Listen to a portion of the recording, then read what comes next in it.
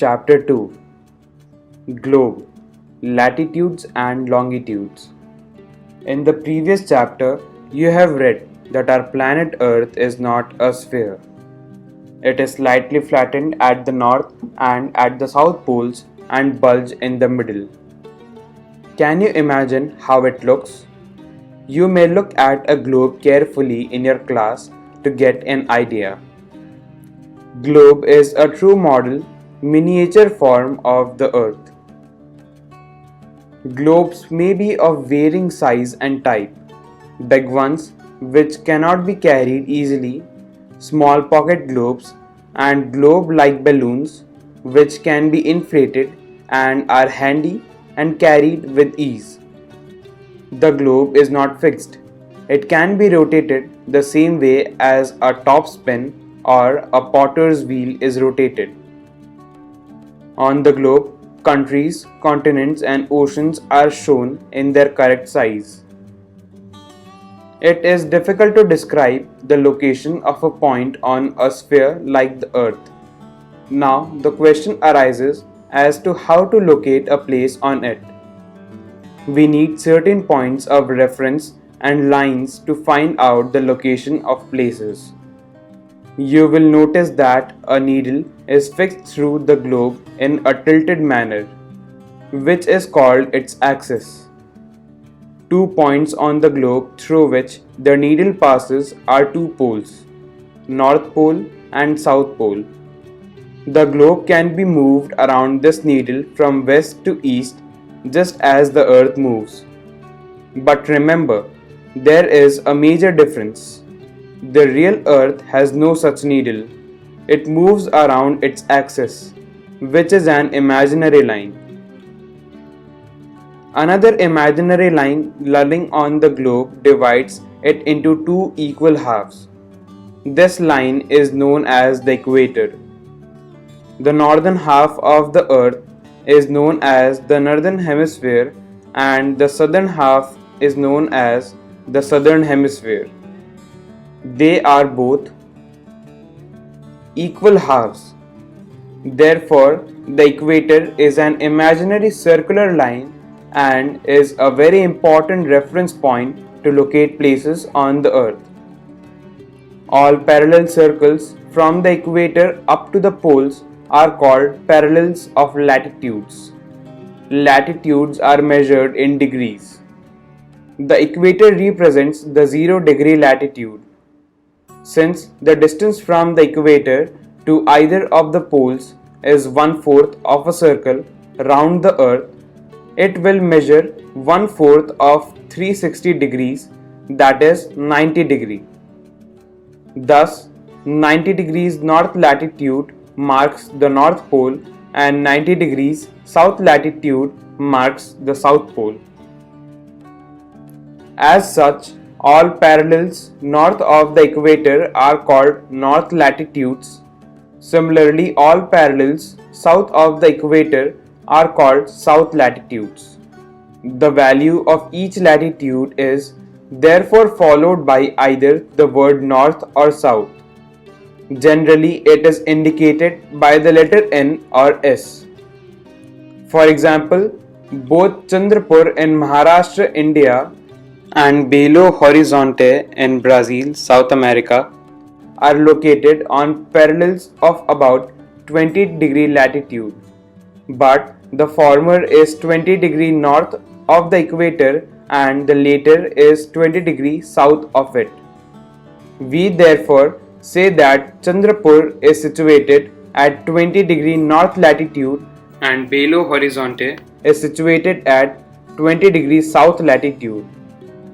We see in figure 2.2 that as we move away from the equator, the size of the parallels of latitude decreases.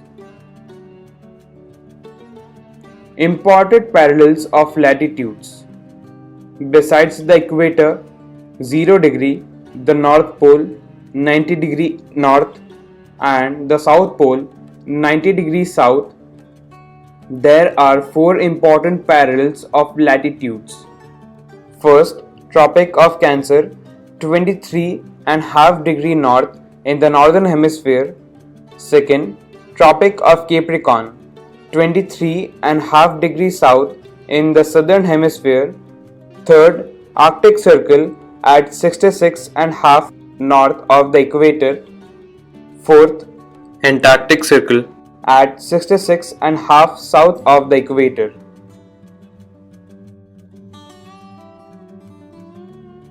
Figure 2.4a.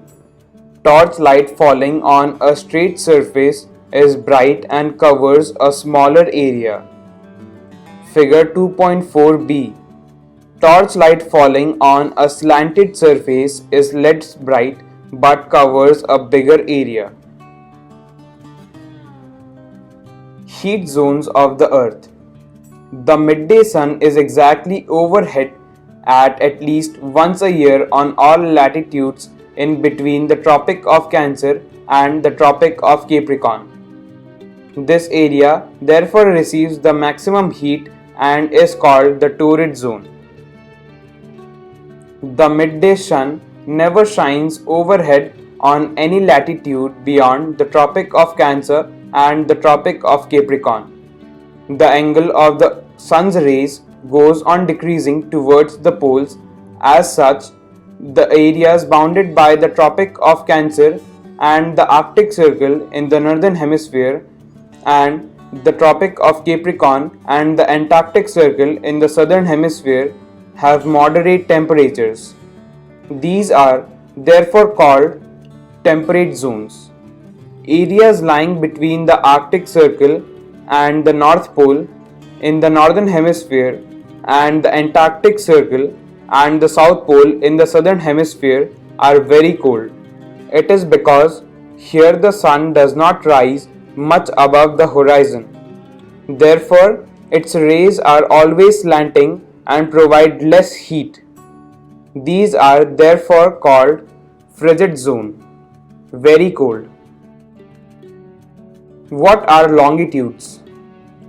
To fix the position of a place, it is necessary to measure something more than the latitude of that place. You can see, for example, that Tonga Islands in the Pacific Ocean and Mauritius Islands in the Indian Ocean are situated on the same latitude, that is 20 degrees south. Now, in order to locate them precisely, you must find out how far east or west these places are from a given line of reference running from the North Pole to the South Pole. These lines of references are called the meridians of longitude, and the distance between them are measured in degrees of longitude. Each degree is further divided into minutes and minutes into seconds. They are semicircles and the distance between them decreases steadily polewards until it becomes zero at the poles, where all the meridians meet. Unlike the parallels of latitude, all meridians are of equal length. Thus, it was difficult to number the meridians. Hence, all countries decided that the count should begin from the meridian which passed through Greenwich, where the British Royal Observatory is located.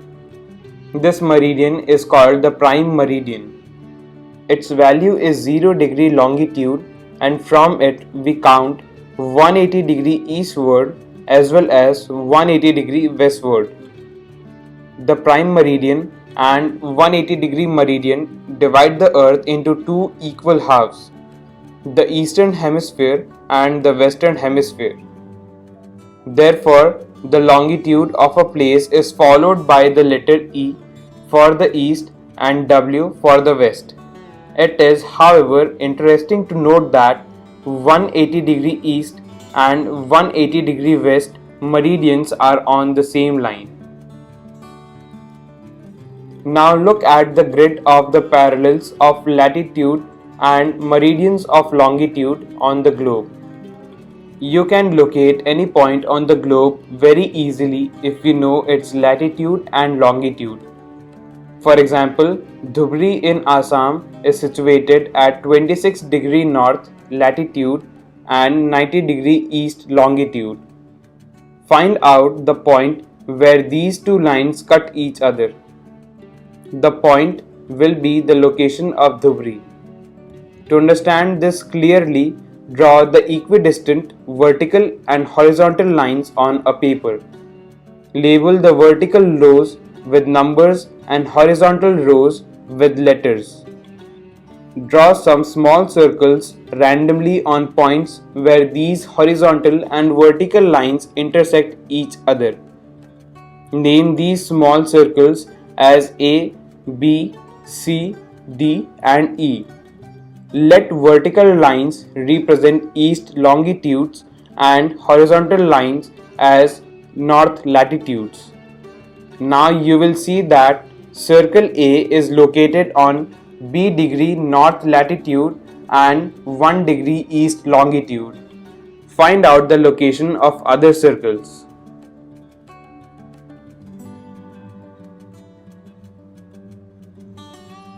Longitude and time. The best means of measuring time is by the movement of the Earth, the Moon and the planets. The sun regularly rises and sets every day, and naturally it is the best timekeeper throughout the world. Local time can be reckoned by the shadow cast by the sun, which is the shortest at noon and longest at sunrise and sunset. When the prime meridian of Greenwich has the sun at the highest point in the sky, all the places along this meridian will have midday or noon. As the earth rotates from west to east, those places east of Greenwich will be ahead of Greenwich time and those to the west will be behind it. The rate of difference can be calculated as follows. The earth rotates 360 degrees in about 24 hours, which means 15 degrees an hour or 1 degree in 4 minutes. Thus, when it is 12 noon at Greenwich, the time at 15 degree east of Greenwich will be 15 into 4 is equal to 60 minutes, that is 1 hour ahead of Greenwich time, which means 1 pm. But at 15 degree west of Greenwich, the time will be behind Greenwich time by 1 hour, that is, it will be 11 am. Similarly, at 180 degree, it will be midnight when it is noon at Greenwich. At any place, a watch can be adjusted to read 12 o'clock when the sun is at the highest point in the sky, that is, when it is midday. The time shown by such a watch will give the local time for that place. You can see that all the places on a given meridian of longitude have the same local time. Why do we have standard time? The local time of places which are on different meridians are bound to differ. For example, it will be difficult to prepare a timetable for trains which cross several longitudes. In India, for instance, there will be a difference of about 1 hour and 45 minutes in the local time of Dwarka in Gujarat and Dibrugarh in Assam. It is therefore necessary to adopt the local time of some central meridian of a country as the standard time for the country.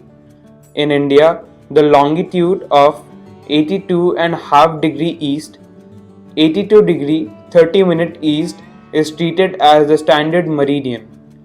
The local time at this meridian is taken as the standard time for the whole country. It is known as the Indian Standard Time. Kabir lives in a small town near Bhopal. He tells his friend Alok that they will not be able to sleep tonight. A day-night cricket match between India and England had started at 2 pm in London. This means that the match would begin at 7:30 pm in India and finish well into the night. Do you know what is the time difference between India and England? India, located east of Greenwich at 82 degree 30 minute east, is 5 hours and 30 minutes ahead of GMT. So it will be 7:30 pm in India when it is 12 pm noon in London. Some countries have a great longitudinal extent and so they have adopted more than one standard time. For example, in Russia, there are as many as 11 standard times. The Earth has been divided into 24 time zones of 1 hour each. Each zone covers 15 degrees of longitude.